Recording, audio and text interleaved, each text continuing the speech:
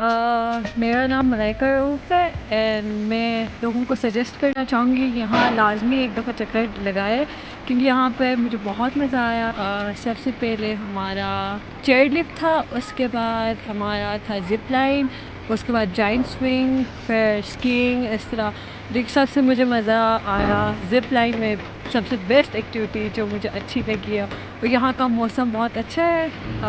लाजमी यहाँ पे चक्कर लगाइए।